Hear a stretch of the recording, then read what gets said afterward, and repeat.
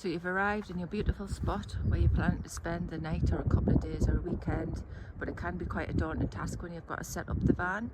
So I just thought I'd run through a few tips. I'm on my own here with the dogs, and things that I've learned in setting up the van for the first time. One tip I would recommend is that you have your manual that explains especially how to set up the electric hookup. Take a read through of it because there'll be things that you need to set up to the panel first, but I'll just quickly run through. So when you arrive, you'll have, if you're on electric hookup, you'll have one of these. And the best thing to do is just take a look at the actual dial, because they can be different. In the UK, they're pretty straightforward. But as you can see, when they're switched on, this one on the right hand side, the actual switches are up and it's showing red, and when they're down, if you see on the left hand side, they're green. That can be a bit confusing because I thought when they were green it would mean that they were on, but actually it's red when the switches are up.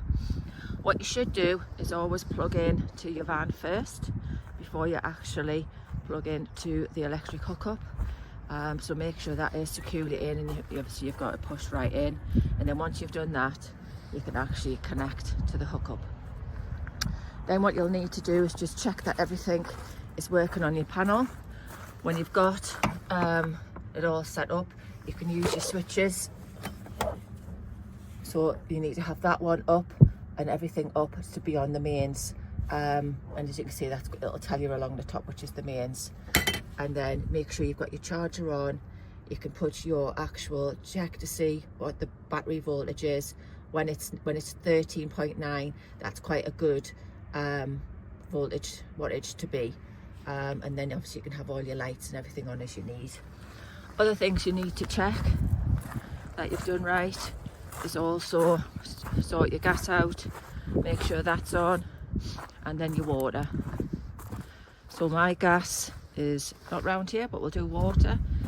So I have fresh water, which you need to turn on first before you can actually fill it up. So fill that up and then make sure you turn it off so the water doesn't run out. And then you've also got your waste, which I've currently got closed at the moment. We'll check for the actual gas.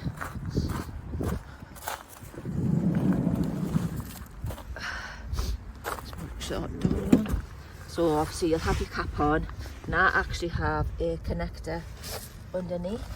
I don't know if you can actually see. You see that switch there, which actually I can isolate that when I'm travelling and turn it off. You always need to make sure you have a cap on when you're travelling as well. Other things, it's a good job to have a cover, obviously for privacy. This one was pretty cheap from Amazon and does the job. Haven't got the awning set up. I'm not particularly level, so my waist probably won't empty, but I'm only here a night, so that should be okay.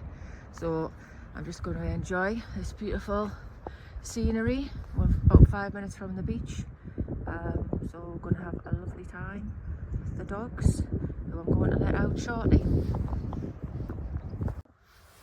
So once you're set up outside and you've got all of your power connection, you need to do your heater. I'm on a trauma, as they say, and it's just remembering everything that we need to do. So how you work these is you've got the heating for the camper van, where it's flashing there, and you've got it's currently on 18 degrees.